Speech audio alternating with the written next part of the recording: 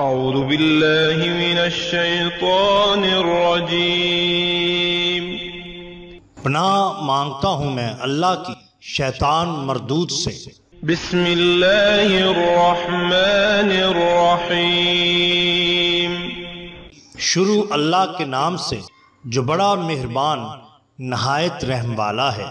The bottom line کے ناظرین اکرام، السلام علیکم۔ محترم ناظرین، ہم اپنی آج کی ویڈیو میں حضور غوث پاک سرکار رحمت اللہ تعالی علیہ کی چند کرامات آپ کے سامنے پیش کریں گے جو یقیناً آپ کے لیے دلچسپی کا باعث ہوں گی۔ ناظرین اکرام، فقی ابو المعالی عبد الرحیم بن مظفر کرشی بغدادی رحمت اللہ تعالی علیہ سے روایت ہے کہ میں ایک دفعہ سرکار غوث اعظم رحمت اللہ تعالی علیہ کی زیارت کے لیے حاضر ہوا۔ آپ اس وقت مکان کی چھت پر نماز چاشت ادا فرما رہے تھے۔ میں بھی وہاں چلا گیا۔ اچانک جو میری نظر میدان کی جانب اٹھی تو رجال الغیب کی 40 صفیں دست بستہ کھڑی ہیں اور ہر صف میں 70 افراد ہیں۔ جب ان سے پوچھا گیا کہ تم لوگ بیٹھے کیوں نہیں ہو، انہوں نے جواب دیا کہ جب تک قطب زمان غوث العالم حضور سیدنا غوث اعظم سرکار رحمت اللہ تعالی علیہ بیٹھنے کی اجازت خود نہ عطا فرمائیں گے اس وقت تک ہم لوگ نہیں بیٹھ سکتے، کیونکہ ہمارے اوپر انہی کا سایہ، انہی کا ہاتھ اور انہی کا کرم ہے اور ہم سب انہی کے زیر حکومت ہیں۔ اس کے بعد جب آپ نے سلام پھیرا اور نماز سے فارغ ہو گئے تو رجال الغیب کی صفوں میں کچھ حرکت پیدا ہوئی، پھر یکے بعد دیگرے آپ کی خدمت میں قدم بوسی کے لیے حاضر ہونے لگے اور ان میں سے ایک آتا تھا اور قدم بوسی کر کے پیچھے چلا جاتا تھا۔ جب سب فارغ ہو گئے تو آپ نے انہیں بیٹھنے کا حکم دیا، وہ سب مؤدبانہ ہو کر بیٹھ گئے،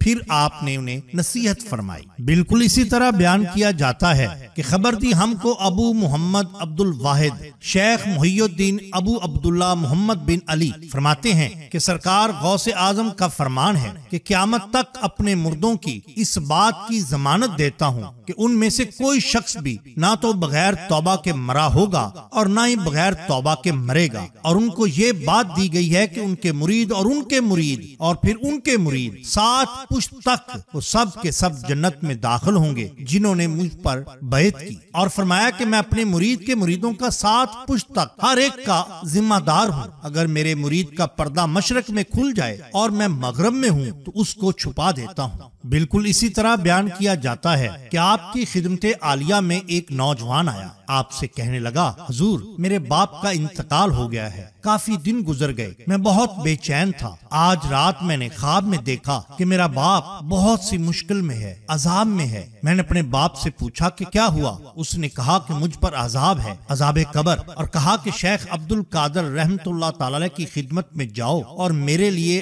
آپ سے دعا طلب کرو۔ آپ نے اس سے فرمایا کہ کیا وہ میرے مدرسہ پر سے گزرا تھا؟ اس نے کہا جی ہاں۔ تب آپ چپ کر گئے اور دعا کے لیے ہاتھ اٹھا دیے۔ تھوڑی دیر کے بعد آپ نے کہا اب آپ جا سکتے ہو۔ اگلے دن اس کا وہ فرزند پھر آیا اور کہنے لگا کہ میں نے اس کو یعنی اپنے باپ کو آج رات انتہائی خوش و خرم دیکھا ہے اور اس پر سبز ہلا ہے۔ اس نے مجھ سے کہا کہ مجھ سے عذاب رفع کیا گیا اور جو تو لباس دیکھ رہا ہے وہ شیخ عبد القادر جیلانی رحمت اللہ تعالی علیہ کی برکت سے مجھ تک پہنچایا گیا ہے، پس اے میرے فرزند تم کو لازم ہے کہ ان کی ملازمت اختیار کرو۔ پھر شیخ نے فرمایا کہ میرے رب نے مجھ سے وعدہ کیا ہے کہ میں اس سے عذاب کی تخفیف کر دوں گا، کم کر دوں گا جو مسلمان مدرسۃ المسلمین پر سے گزرے گا۔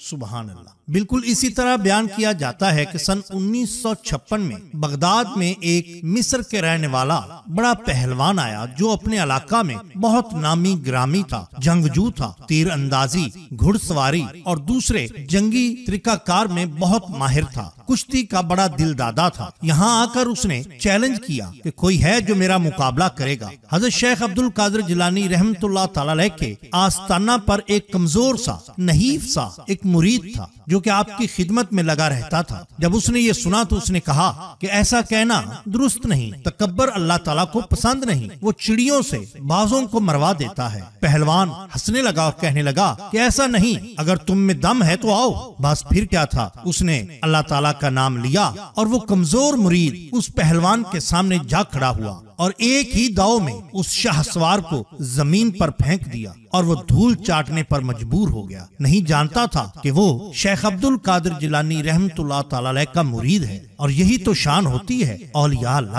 नाज़रीन इकराम, अल्लाह ताला के फजल व करम से और बवसीला सरवरे कौनैन मुहम्मदुर रसूलुल्लाह सल्लल्लाहु अलैहि वसल्लम, सहाबा कराम, तबा ताबईन और औलियाए उज़्ज़ाम के मैंने अपनी मदद आपके तहत आंखों के लिए फ्री अस्पताल का क़याम किया है, जहां पर गरीब और नादार लोगों का मुफ्त इलाज मुआवजा किया जाएगा। नाज़रीन इकराम, ये एक बहुत बड़ा प्रोजेक्ट है जिसमें मैं अकेला कुछ नहीं कर सकता। उम्मीद है कि आप इस कार्य खैर में मेरा साथ देंगे। हमारा मकसद सिर्फ एक ही है कि चिराग रोशन रहने चाहिए। अगर आप हमारी मदद करना चाहें तो दर्ज झैल तरीका इख्तियार करके आप हमारी मदद कर सकते हैं। आपका बहुत शुक्रिया। अल्लाह हाफिज।